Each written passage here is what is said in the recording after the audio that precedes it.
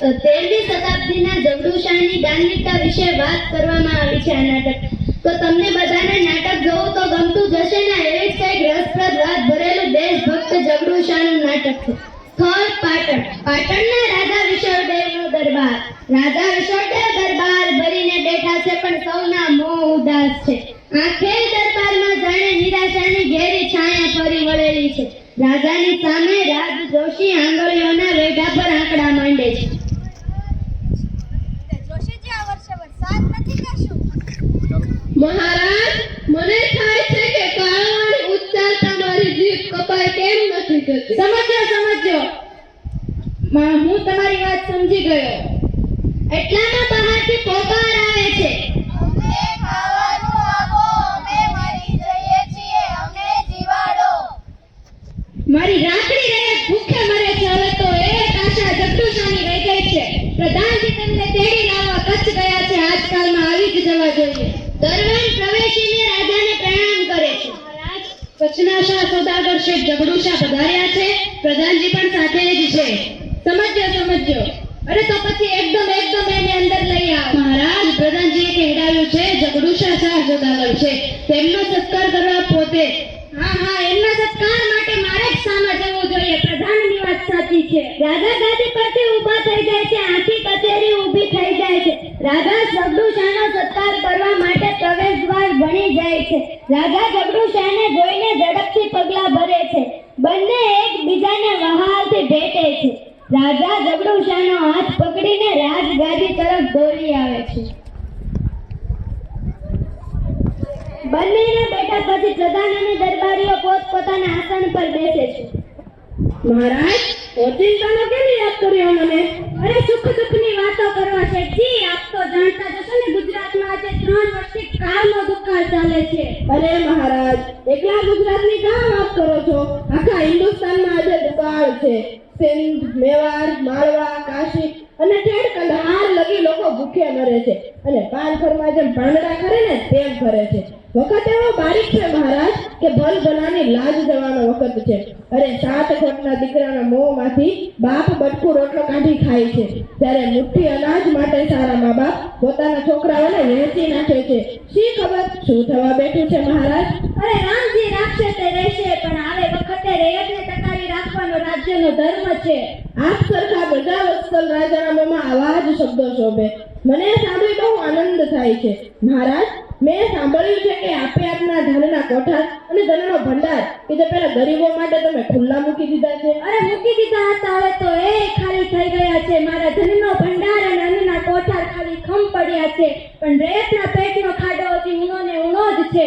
ધાર્યું હતું કે વર્ષ વરસાદ પડશે ને સૌ સારાવાના થશે, પણ વરસાદ પડ્યો નહીં. અધૂરામાં પૂરું તીર પાડ્યું છે. લોકો ત્રાહિમામ પોકારે છે. એટલામાં બહારથી પોકાર આવે છે. અમને ખાવાનું આપો, અમને જીવાડો, અમે મરી જઈએ છીએ. બહારનો પોકાર સાંભળી જગડુશા બોલ્યા, મહારાજ, પેલા ગરીબોના ભૂખ્યા ગળામાંથી તો પૂરો અવાજ પણ નથી નીકળતો. વસ્તીનું આ દુઃખ એ મારું દુઃખ છે. મને નિવારણનો કોઈ રસ્તો ના દેખાયો ત્યારે તમે યાદ આવ્યા. હું યાદ આવ્યો? કેવી રીતે મહારાજ? અરે મારે સાંભળવામાં આવ્યું છે કે પાટણમાં જગડુશાની માલિકીની અનાજની ઘણી વખારો છે. જગડુશાની માલિકીની અનાજની વખારો? મહારાજ, આપને કઈક ભૂલ થાય છે. અરે મારી માલિકીની અનાજની વખારો પાટણ માટે શું કોઈ શહેરમાં રાખી જ નથી. તો અમે સાંભળ્યું એ શું વળી? મહારાજ, કઈક સમજ ફેર થઈ હશે. વખારો મારી ખરી ને? અરે વખારો આપની છે ને છતાં આપની માલિકીની નથી એવું આપનું કહેવું છે? વખારો મારી છે મહારાજ, એ વિશે કઈ શંકા નથી. તો એમાંનું અનાજ? એ અનાજ મારું નથી મહારાજ. તો શું તમે કોઈને દઈ દીધું છે? કોને દીધું છે? ક્યારે દીધું છે? હું તેના મોં માંગ્યા દામ આપત. એ અનાજ મારું નથી મહારાજ, એ તો નક્કી છે. મેં કોને દીધું અને ક્યારે દીધું એ જાણવું હોય તો એમ કરો ને, એ વખારો ખોલાવી એની તપાસ કરાવો ને. અરે કેવી રીતે ખબર પડશે? અરે એમ જ ખબર પડશે મહારાજ. દરેકે દરેક વખારાની અંદર ભીતપત્ર પર તાંબાપત્રનો લેખ જણાવેલો છે.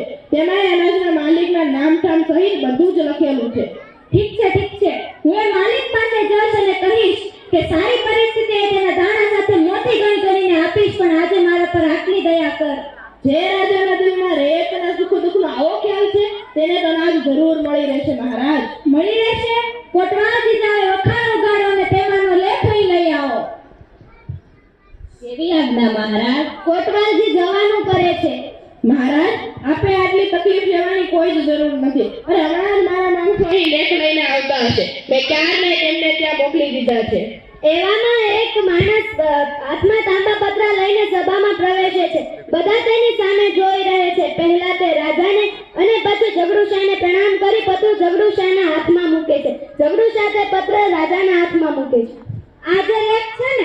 હા મહારાજ, આ એ જ લેખ છે. પંડિતજી પાસે વંચાવો. પંડિતજી ઊભા થઈને આગળ આવે છે. રાજા સામે આવી પ્રણામ કરી પત્ર હાથમાં લે છે.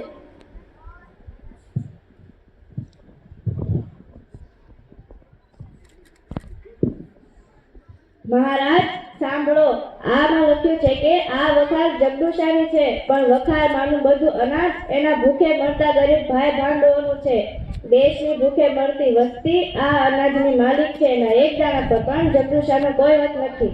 આ સાંભળી આખી સભા ઘડીભર સ્તંભત બની જાય છે. પછી કળ વળતા બધા વાહ વાહ પોકારે છે. વાહ જગડુશા વાહ! રાજા ઊભા થઈ જાય જગડુશાને ભેટી પડે છે. તમે તો કહેતા હતા ને કે અનાજ તમારું નથી. તો કાંઈ મારું છે? અરે એ તો પેલા ગરીબોનું છે. એ અનાજમાંથી એક દાણો લેવાનો મને કોઈ હક નથી. એવામાં બીજો માણસ હાથમાં તાંબા પતરા લઈને સભામાં પ્રવેશે છે. પહેલા તે રાજાને અને પછી જગડુશાને પ્રણામ કરી પત્ર જગડુશાના હાથમાં મૂકે છે. જગડુશા તે રાજાના હાથમાં મૂકે છે. રાજા પંડિતને આપે છે. મહારાજ, હવે હું બીજી વખારનો લેખ વાંચું છું. આમાં લખ્યું છે કે આ વખાર જગડુશાની છે, પણ વખારમાંનું બધું અનાજ એના ભૂખે મરતા ગરીબ ભાઈ ભાંડોનું છે. એના એક દાણા પર પણ જગડુશાનો હક નથી.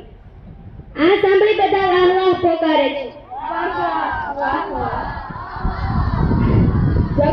રાજા જગડુશાને ફરી ભેટી પડે છે.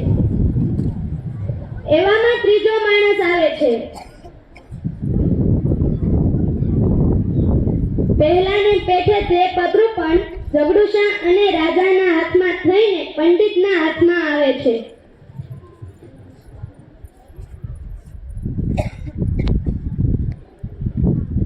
મહારાજ, હવે આ ત્રીજી વખારનો લેખ સાંભળો. આ વખાર જગડુશાની છે, પણ અનાજના એક દાણા પર પણ જગડુશાનો કોઈ હક નથી. દેશની ભૂખે મરતી વસ્તી આ અનાજની માલિક છે. વાહ જગડુશા વાહ! આવી તમારી કેટલી વખારો હશે ગામમાં? 40 હશે મહારાજ. શું 40 વખારો? ત્યારે તમારી પ્રજા જીવી ગઈ ને હુંય જીવી ગયો. જ્યાં લગી ગુજરાતમાં તમારા જેવા ઉદાસ શ્રેષ્ઠીઓ છે ત્યાં લગી ગુજરાતને એક આંચ પણ નથી આવવાની. ત્યાં તો એક સાથે અનેક માણસો હાથમાં તાંબા પતરા લઈને સભામાં પ્રવેશે છે. આ જોઈ